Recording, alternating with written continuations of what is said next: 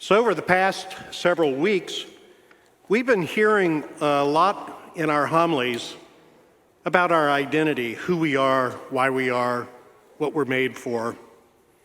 And I think it's perfect that we're examining this right now because Lent is an excellent time set apart for us to examine how we are living.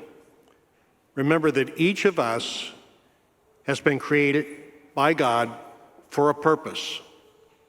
Out of his love for us, he's brought us into existence. And he's made us for a spiritual end. Remember that glory awaits all who believe in Jesus.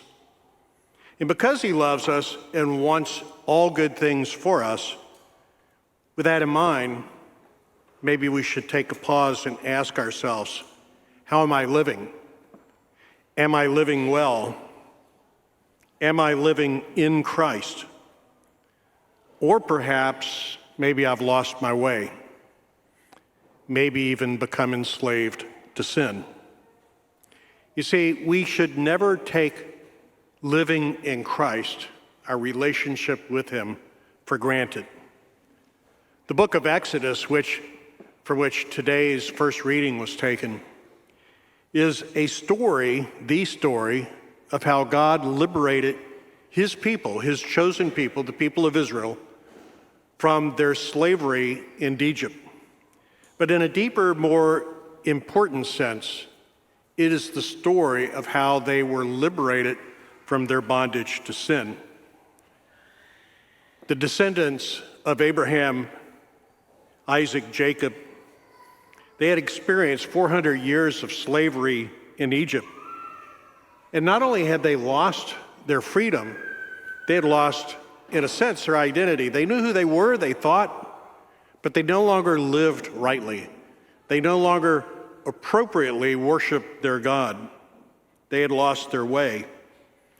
And so you see, the first part of the book of Exodus is about the story of how God liberated his people, rescued his people from bondage in Egypt.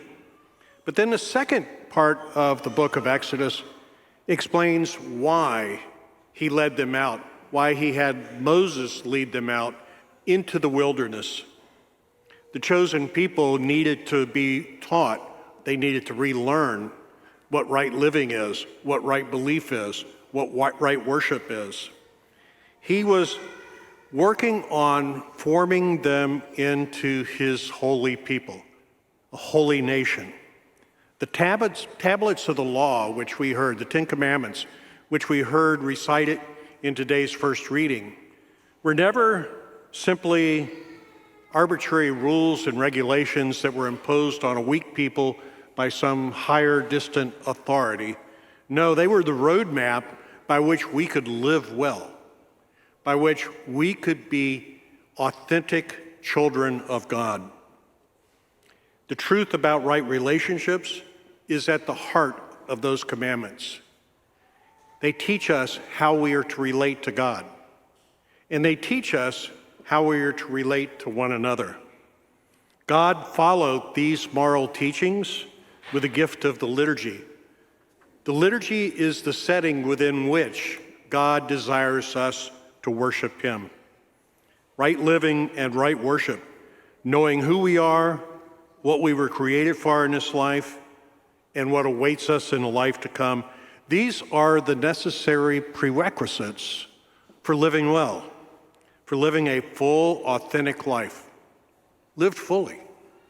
In a fallen world, the history of God's chosen people, we see account after account of their fidelity and infidelity, of them being drawn to God and of them leaving God. Even after this covenant that was mediated through Moses, that God formed one holy nation, and even after the subsequent covenant that was mediated through King David, making them one holy kingdom, even with those covenants, they continued this pattern. But in today's gospel, all of this is to come to an end. It's no longer business as usual. Jesus overturns the money changers' tables and drives them out of the temple. You see, yet again, the people of God, and don't think it's just them, we have to look at ourselves as well. Yet again, the people of God had allowed sin and idolatry to enter into their hearts, to affect how they live, to diminish their identity. So much so that they took it right into the very precincts of the temple, into the presence of God. Now, after Jesus had overturned the tables, the Jews demanded a sign. By what authority do you do this? And Jesus said there would be no sign except his own rising from death in the grave. That's what he meant when he said, destroy this temple, and in 3 days I will rebuild it. So many of those who were religious leaders of Israel, they failed to recognize the visitation of their God to his people. These were the very ones who should have known better, but they had allowed so much to clutter their hearts and their minds that they would not or could not recognize their God. By his life, his passion, his death, and his resurrection, Jesus has mediated a new and everlasting covenant with us. He's the mediator. This is the only way we can live in which we will satisfy the hunger that's within us, the thirst that we experience. This authentic way of life will fulfill every desire that you might have, but nothing else will. So that leads us again to those questions. Am I living well? Am I living the fullness of life? Or have I, like those who lived under the old covenants, allowed sin and idolatry and all the other vices to enter into my heart? Am I in need of a cleansing by the Lord today? It is only through life in Christ that we can live our purpose in a way that is pleasing to God. But too many of us seek satisfaction in all the wrong things. New cars, better jobs, more money. Only the bread of life, Jesus, which we will receive, whom we will receive during this celebration of Holy Mass, can fill every desire. St. Paul reminds us forcefully in today's second reading of the power of life in Christ. It is a power that goes beyond our own abilities. We proclaim, he says, Christ crucified, the power and wisdom of God in our very hearts. It defeats death, it defeats sin, and it brings us to new life. He describes it as a stumbling block to the Jews and a folly to the Gentiles. But he says, you know better. You know better. As Christians who have been given a share of the divine life, we can recognize this power. We can embrace this power, and that power can animate our very being. Life in Christ is so simple, but we tend to overcomplicate it, don't we? So often we try to make it a process or a program or something that we do as opposed to just being who he wants us to be. This new life begins with baptism, with our faith, with the gift of faith, and our desire to be baptized, and it's nourished by the sacramental life. We come here today to offer divine worship to God and to participate in the sacrament of the Eucharist. Living in a state of grace, going to confession on a regular basis. We all need to do that. Worship at Mass, receiving Holy Communion, praying each day, loving and serving God by loving and serving one another. These are the ways that we live as Christ living in us instead of us driving the boat.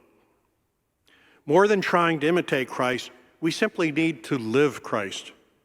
St. Paul proclaims in Philippians chapter 1 that to live is Christ and to die is gain. Think about that. So how do we live in Christ? How do we allow Christ to live in us?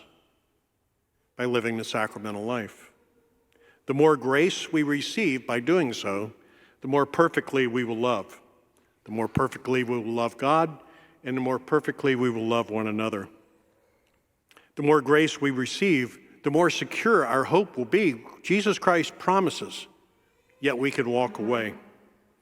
So the more grace we receive, the more secure that hope is, the stronger our faith will be, the more we will look like the Lord.